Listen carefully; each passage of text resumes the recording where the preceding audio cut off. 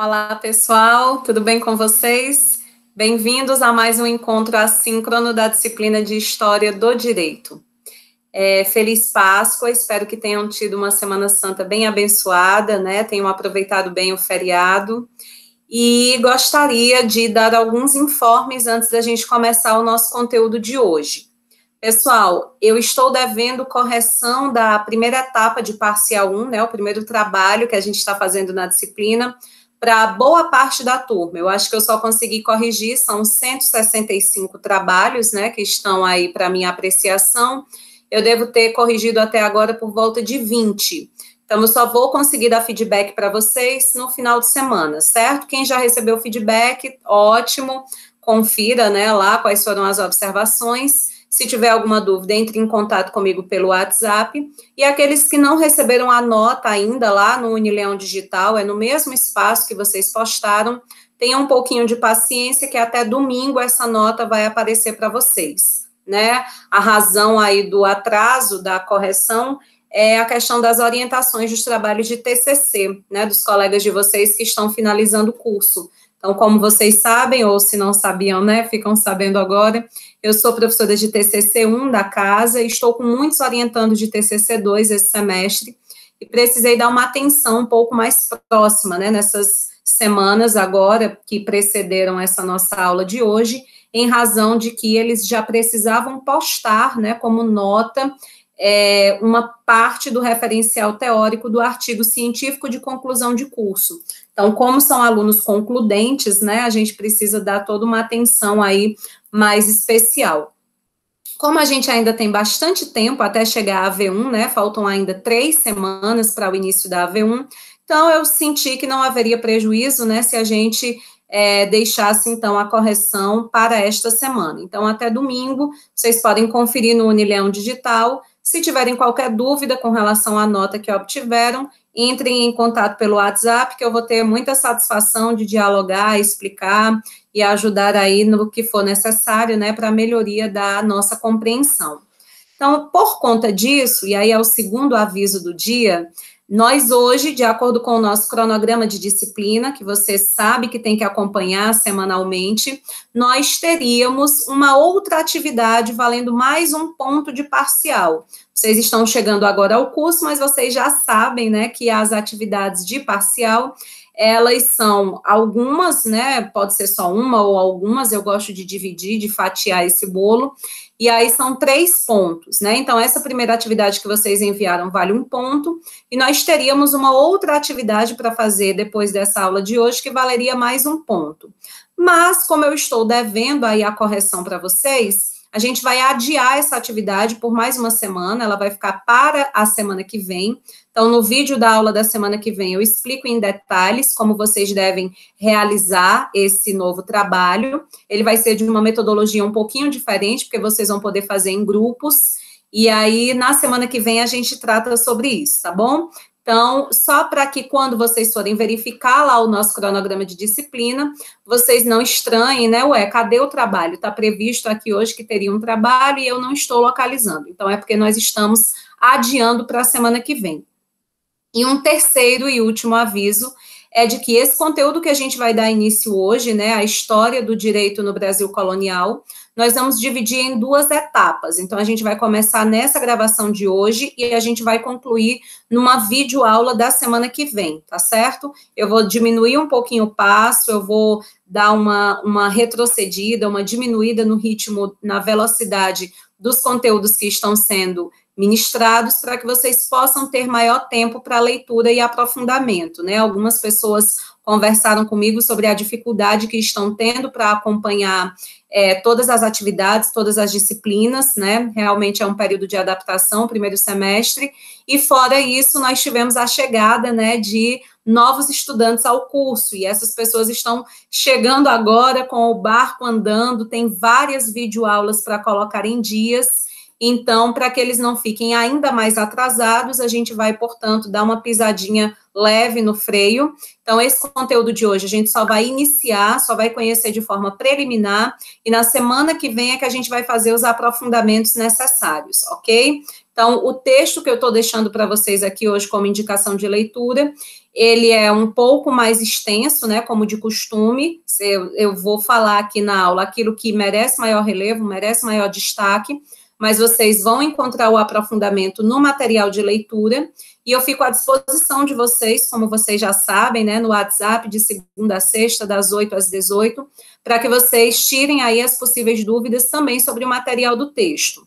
Porém, né, não se preocupem se vocês chegarem aí, nossa, ela não falou sobre isso, será que isso é importante? Será que eu devo me dedicar a essa leitura? Então, tenha calma, porque talvez nesse vídeo de hoje a gente não vá falar, mas como a gente só vai terminar esse conteúdo na semana que vem, é provável que aquilo que não tenha sido mencionado nessa aula seja mencionado, então, na nossa aula seguinte. Salvo engano, é dia 15 de abril, né, gente? A próxima quinta-feira, deixa eu ver aqui o calendário. É isso mesmo, dia 15 de abril, tá bom? Então, vamos lá falar um pouquinho sobre as características do Brasil colonial, né? Do direito, né, especificamente no Brasil colonial. Pessoal, uma das principais características que nós precisamos levar em consideração ao tratarmos sobre esse conteúdo, né, o nosso grande objetivo de aprendizagem, porque é importante eu compreender um período histórico que aconteceu dos anos de 1500, né, aproximadamente de 1530, até 1822. A gente está falando, portanto, de todo o período em que o Brasil foi colônia de exploração de Portugal, e não simplesmente, e não uma nação independente, não um país independente. Nossa independência acontece em 1822, logo, nós vamos tratar nessa aula e na aula da semana que vem sobre o funcionamento burocrático, administrativo, jurídico no Brasil durante todo esse período em que nós fomos colônia de exploração portuguesa. Então, aproximadamente de 1530 a 1822. Talvez alguns de vocês estejam estranhando. Professora, mas em tese, né, o marco histórico fictício,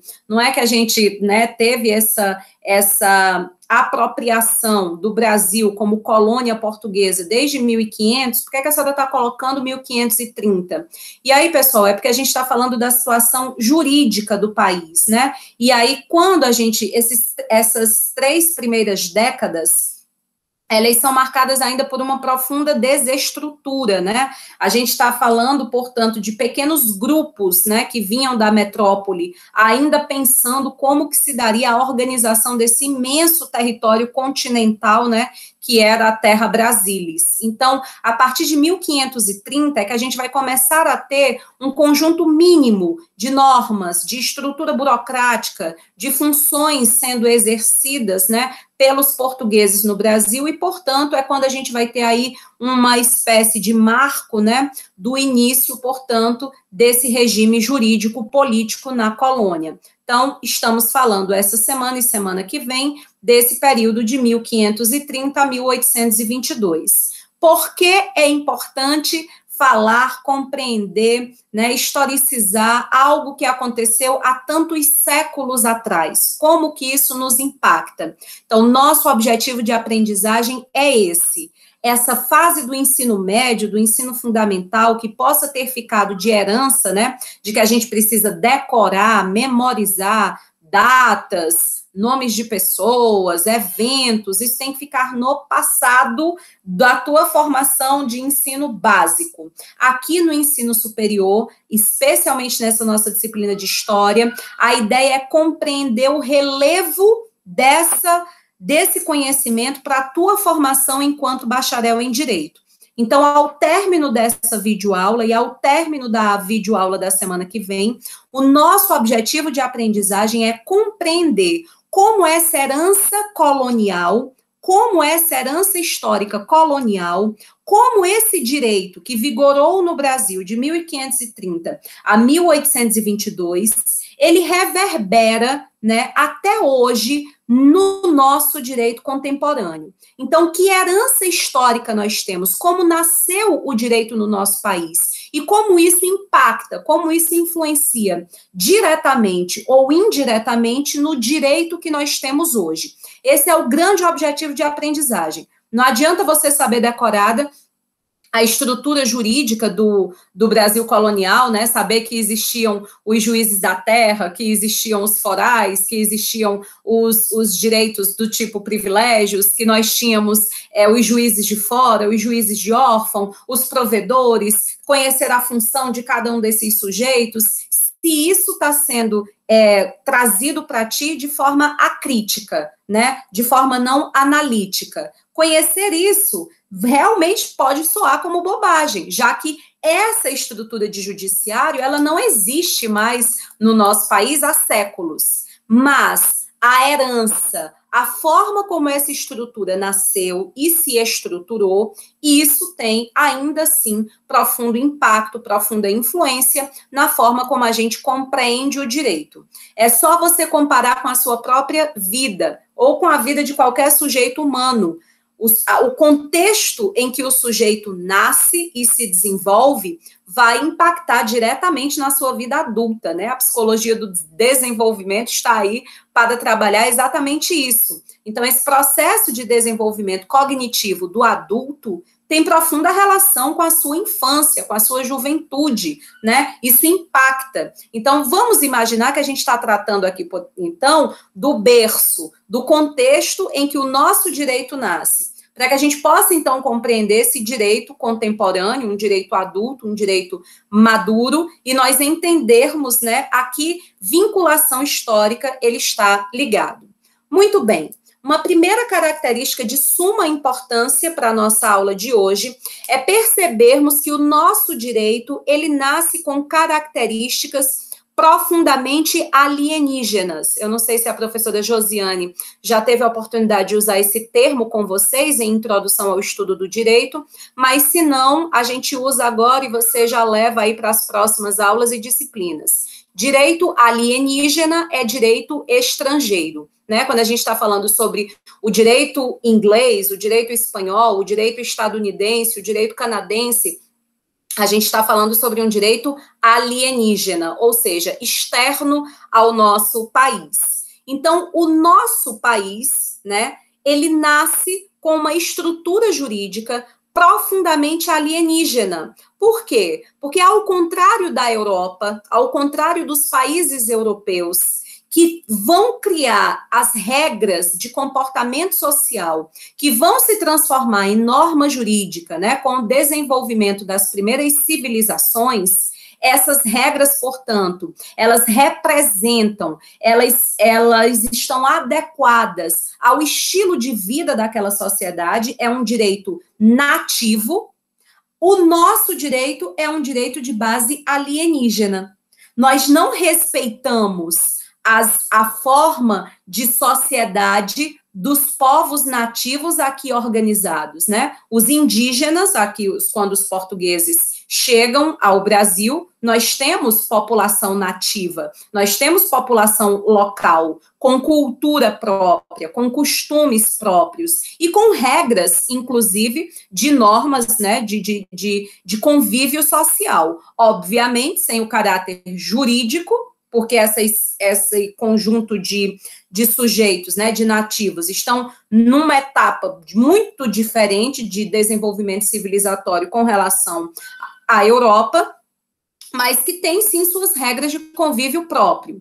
Quando os portugueses se apropriam desse território, né, e vão dominar esse território como sendo seu, é bom a gente lembrar que a colônia, ela é considerada como uma extensão do território da metrópole, e ela só existe com uma única finalidade, servir aos interesses da metrópole. Nós vemos que já nós nascemos com um direito que não é um direito autônomo, que não é um direito que é fruto das regras de convivência social próprias da cultura desses povos nativos, mas que são regras importadas de uma outra cultura, de uma outra realidade, que vai nos impor, então, por força militar, econômica e política, esse regramento. Então, essa é uma característica extremamente importante. Você olha, por exemplo, para a cultura jurídica portuguesa e você encontra um direito que tem uma profunda tradição romana, né?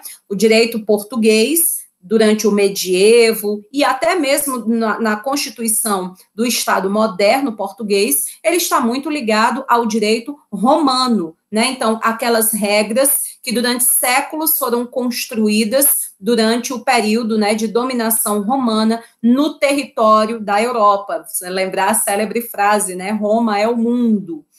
Quando a gente vem para o Brasil, a gente não vem para a constituição de regras, né? Vamos criar leis, vamos criar normas que estejam de acordo com a tradição, com a cultura desses povos. Não. Então, o nosso direito não é autônomo, mas é um direito importado de uma realidade externa e que não vem para nos promover igualdade, solidariedade, justiça, nada disso. Mas para que nós possamos, então, regulamentar esse processo de exploração que a metrópole realiza sobre as suas colônias. Então, essa é uma primeira característica do nosso direito nacional, né, do direito do Brasil. O direito não nasce de forma autônoma, originária, protagonista, mas ele nasce como um conjunto importado de regras estrangeiras, de regras alienígenas da metrópole, que não tem compromisso com a promoção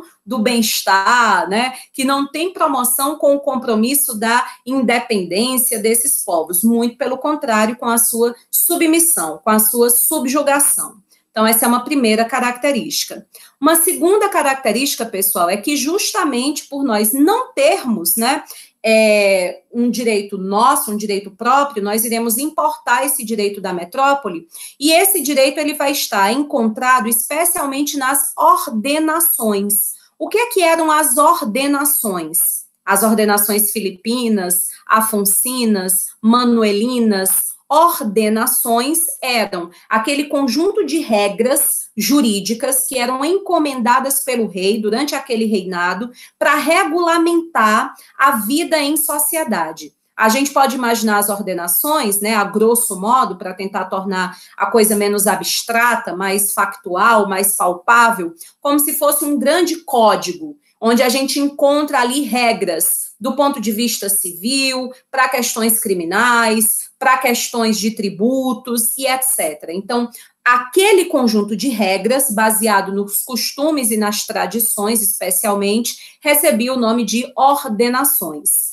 Como cada reinado, né, era costume que o rei encomendasse ali aos juristas do seu tempo, né, uma atualização, o conjunto dessas regras, cada uma dessas ordenações vai receber um título relacionado ao rei, né? O Dom Manuel, as ordenações manuelinas, o Dom Afonso, as ordenações afonsinas, o Felipe, as ordenações filipinas. Então, se a gente for pensar quais eram os conjuntos de regras que orientavam a vida no Brasil, a vida em sociedade no Brasil, no período de 1830 a 1822. Que regras nós precisávamos obedecer? Que normas jurídicas eram essas? Eram as normas previstas nas ordenações.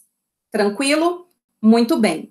Precisamos lembrar que a realidade da nossa metrópole portuguesa é completamente diferente da realidade local da colônia, como vocês podem imaginar, né? Nós temos inúmeros filmes, documentários, séries, né, que tentam retratar aí o contexto do Brasil colonial, que é, de fato, uma realidade bastante primitiva, se comparada ao grau de desenvolvimento de civilização, né? Estou usando aqui o termo de civilização à luz, principalmente lá do Hobsbawm, né? Que vai tratar sobre cada uma dessas eras, né?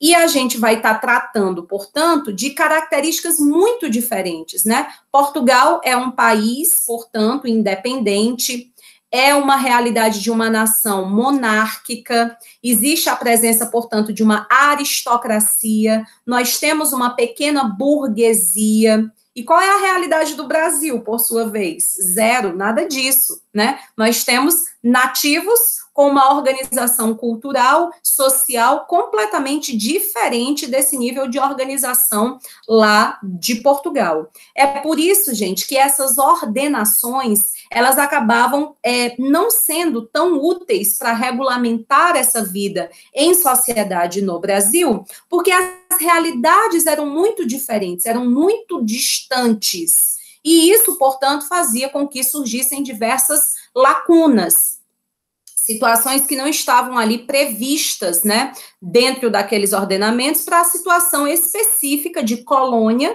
né, que era o Brasil. Então, é por conta disso que, além das ordenações, né, nós vamos ter um conjunto de fontes para o nosso poder judiciário naquela época, né? Nós tínhamos a Lex Romana, que é o direito romano, né, como se aplicava em Portugal. No caso de uma lacuna na ordenação, primeiro a gente recorre ao direito romano, isso faz parte da tradição portuguesa. Nós tínhamos os privilégios, que eram aqueles direitos assegurados aos nobres, ou seja, a aristocracia, ela tinha um conjunto de regramentos diferente, por exemplo, dos direitos que eram garantidos, isso é em Portugal, né? O direito os privilégios eram aqueles conjuntos de regras, de direitos assegurados aos nobres, né? Que é totalmente diferente dos direitos e dos deveres que eram determinados para quem não era nobre, né? Para quem compunha a massa popular, quem era povo. E os forais, que eram leis particulares locais, ou seja, só vale para aquele território ali, né, daquela capitania, por exemplo, daquele povoado, e sendo assegurado pelo rei. Então, no Brasil, além das ordenações, assim como em Portugal, a gente ia utilizar também esse outro conjunto de regras. E a organização do judiciário, ela se dava no seguinte sentido: nós tínhamos os juízes da terra, que também eram chamados de juízes ordinários. Esses juízes não eram bacharéis em direito, né? Eram sujeitos eleitos pela comunidade local, não eram letrados muitas vezes, para que eles pudessem resolver aquelas questões locais de menor complexidade, né? Para garantir a ordem, para garantir um convívio minimamente harmonizado. Nós tínhamos os juízes de fora, que esses sim eram bacharéis em direito, né? Eram sujeitos letrados, que iam ter a finalidade de aplicar as ordenações, especialmente naquelas situações mais complexas. Nós tínhamos os juízes de órfãos, que, como o próprio nome está dizendo, tinham essa função, né, de serem os guardiões dos órfãos, de suas heranças, das questões de direitos sucessórios. Nós tínhamos os provedores, que estavam acima dos juízes de órfãos, né, como se fosse uma instância superior a eles, né, para avaliar testamentos e essas questões todas de sucessão. Nós tínhamos os corregedores, que tinham uma função de inspeção, né? Eles costumavam visitar as comarcas, né, para observar como representantes do rei, para verificar se a administração da justiça local estava de fato ocorrendo de acordo com o interesse da metrópole. Temos que lembrar que todo esse direito, todas essas regras, nenhuma diz respeito a uma preocupação com o Brasil, mas sempre com relação ao interesse da metrópole. E nós tínhamos os desembargadores, né, que funcionavam ali como um tribunal de apelação, aqueles sujeitos que, quando não se conseguia a possibilidade de resolver com os juízes, né, os bacharéis, a gente então recorria ali para os desembargadores. Então, essa é uma estrutura básica que a gente vai esmiuçar melhor, especialmente a partir da aula da semana que vem, mas para esta aula se faça as seguintes perguntas: por que será que na contemporaneidade nós ainda acreditamos muito na representação, nós ainda temos o imaginário de que as leis, de que a jurisprudência, de que as teorias jurídicas estrangeiras, elas parecem ser melhores do que aquelas que são construídas aqui do ponto de vista local? Será que isso tem a ver, em alguma medida, com o contexto histórico do surgimento de uma ordem jurídica vigente no nosso país? Uma segunda questão para a gente refletir: será que não existe nenhuma sequela, nenhuma consequência negativa para um país que, mesmo após a independência, né, tendo a oportunidade de criar suas próprias normas, mas será que nós não temos sequelas, né, do fato de o nascimento dessa ordem jurídica ter sido completamente desvinculada de interesses locais, mas sempre estando devido relacionado a interesses estrangeiros? Então, são algumas questões que a gente vai levar em conta. Semana que vem, por exemplo, a gente vai conversar um pouco sobre a situação das mulheres, dos negros, dos índios, nessa ordem jurídica colonial. Nós iremos esmiuçar o capítulo 3 do livro do... Vale, meu Deus, me deu um branco agora. Eu até deixei para vocês no Unileão digital. Quem quiser já adiantar a leitura, pode pegar aí o capítulo 3, né, do livro do Volckmann, finalmente, voltou, o livro do Antônio Carlos Volckmann, vai ser esmiuçado na aula da semana que vem. Então, hoje, a gente vai um pouquinho mais devagar, para que esses colegas que estão chegando, né, possam ir se situando. Vocês que estão chegando agora, muito bem-vindos. E de presente de boas-vindas, vai assistindo o quanto antes essas videoaulas que já estão gravadas, para que você se situe na disciplina. Conversem comigo, alguns já fizeram isso, mas eu vou reforçar aqui, né? Conversem comigo para que a gente possa pensar, né, os prazos diferenciados que vocês vão ter direito para o envio da atividade de AVP1, já que vocês estão chegando posteriormente, tá bom? E a indicação de leitura de hoje é um artigo científico que está lá no âmbito jurídico. Eu espero que vocês gostem, aproveitem e que na aula da semana que vem a gente possa aprofundar mais, tanto o artigo quanto o capítulo do livro, tá bom? Tudo de bom, gente, até mais, até quinta-feira, se Deus quiser.